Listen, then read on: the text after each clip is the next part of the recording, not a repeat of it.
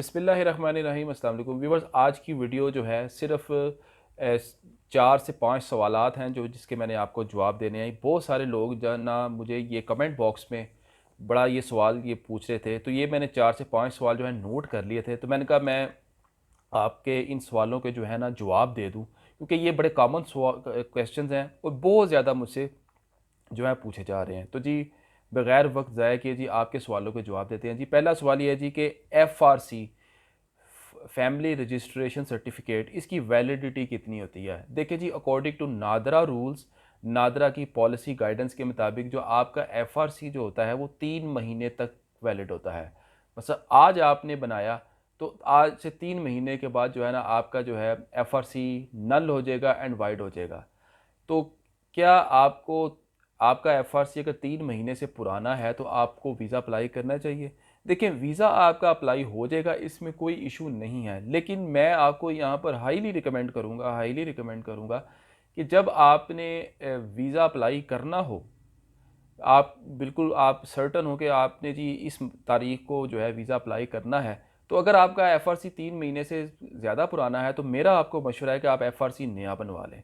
इसकी 1000 से 1500 रुपया फ़ीस होती है और आप FRC को ऑनलाइन भी अप्लाई कर सकते हैं। वेबसाइट नादरा की कोई है, उस पे जाके आपको अगर लगता है कि जी नादरा के ऑफ़िस में जाना पड़ेगा, बड़े-बड़े लंबे चक्कर लगाने पड़ेंगे, तो आप लंबे चक्कर से भी बच जाएँगे, आप ऑनलाइन भी अप्लाई कर सकते हैं। वैसे भी अगर आप लाहौर में हैं तो नादरा का मेगा सेंटर जो है ये एबर्ट रोड पर है, एजर्टन रोड पर है। वो 24 घंटे खुला है और बड़ी अच्छी सर्विस है। आप वहाँ पर भी आके जो है कि किसी भी टाइम आ जाएँ तो आपका काम हो जाएगा। नॉर्मली 12 बजे के बाद रश कम होता है या सुबह 5-6 बजे के बाद जो है रश बड़ा कम होता है। तो ये 2 टाइमिंग्स ऐसी हैं, इसमें भी आप आके अपना FRC जो है बना सकते हैं जी। अच्छा जी, दूसरा सवाल है जी, क्या NTN और बैंक स्टेटमेंट के बगैर किसी कंट्री का वीज़ा अप्लाई हो सकता है? जी हाँ। अगर आपके पास बैंक स्टेटमेंट नहीं है, अगर आपके पास अपना NTN नहीं है, आप वीज़ा अप्लाई कर सकते हैं, बिल्कुल कर सकते हैं, इसमें कोई कबाहत नहीं है। अगर आपके पास ये दोनों चीज़ें नहीं हैं, तो आप बैंक स्टेटमेंट और NTN अपने किसी थर्ड पार्टी का भी यूज़ कर सकते हैं। अपने फादर का यूज़ कर सकते हैं, अपनी मदर का, अपने ब्रदर का, सिस्टर का, किसी रिलेटिव का।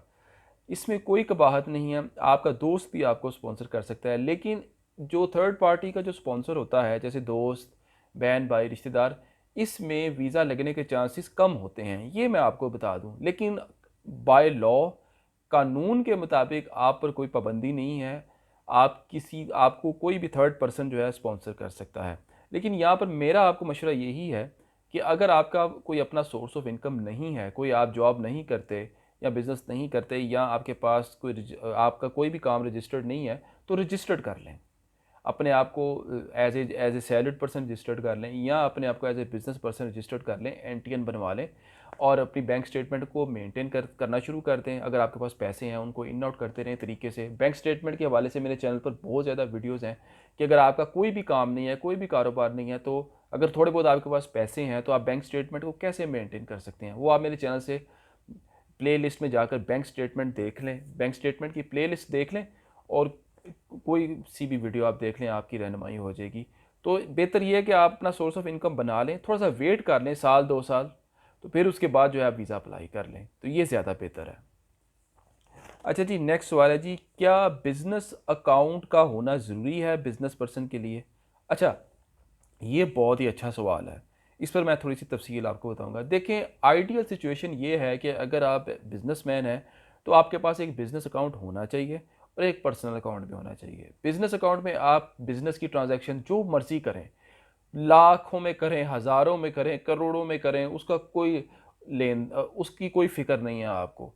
चाहे आप महीने के एंड पर आपके बिज़नेस अकाउंट में बैलेंस एक ₹10 भी बच जाता है ना, उसका कोई इश्यू नहीं है। और उसके बाद आप महीने में कोई एक दिन सेट कर लें कि जी आपने महीने की 5 तारीख को या 7 तारीख को या 2-3 तारीख को जी एक फ़िक्स अमाउंट, एक फ़िक्स सैलरी के तौर पर आपने अपने बिज़नेस अकाउंट से अपनी पर्सनल अकाउंट में ट्रांसफ़र करना है। फिर इस तरह आप अपने पर्सनल अकाउंट से अपने अखराजात करें, उसमें सेविंग वगैरह करते रहें, शो करते रहें। एक तो ये तरीका है, आइडियल तरीका तो ये है। दूसरी बात ये है कि अगर आपके पास बिज़नेस अकाउंट नहीं है और आप बिज़नेस कर रहे हैं, तो yes, you can use your personal account, not saving account. You can use personal and current account for both business and personal use आप कर सकते हैं। आप अपने पर्सनल अकाउंट में आप अपने बिज़नेस की ट्रांजैक्शंस भी कर सकते हैं, आप अपनी सैलरी की ट्रांजैक्शंस भी कर सकते हैं अगर आप सैलरीड पर्सन भी हैं, और आप अपने पर्सनल अखराजात भी कर सकते हैं। तो सिर्फ़ आपको एक एडिशनली एक ये काम करना है कि अगर आपका पर्सनल अकाउंट आप दोनों मकसद के लिए यूज़ कर रहे हैं, तो जो भी आपका बिज़नेस जिस नाम पर रजिस्टर्ड है, आप उस नाम का जो एनटीएन है, वो आप बैंक को दें। अपनी कंपनी का लेटर हेड स्टैम्प पैड वगैरह लगा कर, स्टैम्प करके लेटर हेड पर वो आप दे दें, ताकि बैंक जो है अपना रिकॉर्ड अपडेट कर ले, ताकि कल को कोई इस पॉइंट ऑफ व्यू से बैंक में अगर वेरिफिकेशन अगर जाए तो कोई प्रॉब्लम ना हो। असूली तौर पर बैंक में, एम्बेसी वाले बैंकों में कॉल नहीं करते, बहुत कम करते हैं, और अगर कॉल कर भी लें तो सिर्फ ये पूछते हैं जी कि अकाउंट एक्टिव है कि नहीं है। बैंक जो होते हैं इतना मजाज नहीं होते कि आपकी पर्सनल इन्फॉर्मेशन को डिस्क्लोज़ कर सकें। हाँ, इतना ज़रूर बता सकते हैं जी, हाँ जी, इस पर्सन का इस बैंक में अकाउंट है, इस नाम से ये अकाउंट नंबर है, ये इतनी इन्फॉर्मेशन बैंक दे सकता है। इसके अलावा बैंक भी मजाज नहीं होता कि जी वो इन्फॉर्मेशन दे, और ना ही एम्बेसी जो है इस लेवल पर आती हैं कि जी आपके बैंकों को फ़ोन करें जी, इस बंदे का जो है ये बैंक अकाउंट है, इसने ये ट्रांजैक्शन इस तारीख को की, इस तारीख को की, क्या वाकई इसने की है? हाँ, खुदा न खास्ता अगर कोई सीवियर कोई टेररिज्म या मनी लॉन्ड्रिंग का कोई इस तरह का कोई सीन हो, आप हाईलाइट हुए हों, या आप कोई एक ऑर्गेनाइज्ड एक प्रॉपर क्रिमिनल खुदा न खास्ता ना हो, तो फिर जो है एम्बेसी जो है वो मजाज रखती है बैंक को पूछने का, और वो फिर आपका वीज़ा रिफ्यूज़ करने का भी हक रखती है। तो आप जो है पर्सनल अकाउंट को भी बिज़नेस और पर्सनल मकसद के लिए यूज़ कर सकते हैं। अच्छा जी, तीसरा सवाल है जी, अगला है जी कि ऑस्ट्रेलिया विज़िट वीज़ा सब क्लास 600 अप्लाई करने के लिए बैंक स्टेटमेंट की वैलिडिटी कितनी होनी चाहिए? अच्छा, ये भी बड़ा अहम सवाल है जी। देखिए, ऑस्ट्रेलिया का सिस्टम ज़रा और है थोड़ा-सा। ऑस्ट्रेलिया का विज़िट वीज़ा अप्लाई करने के लिए आपकी जो बैंक स्टेटमेंट की जो वैलिडिटी है ना, वो होनी चाहिए 3 से 7 वर्किंग डेज़, 3 से 7 दिन। यानी कि आपकी जो बैंक स्टेटमेंट है, जब आपने बैंक से निकलवाई है, तो आपको 7 दिन के अंदर-अंदर अपना वीज़ा हर सूरत अप्लाई करना है, 8वाँ दिन नहीं करना।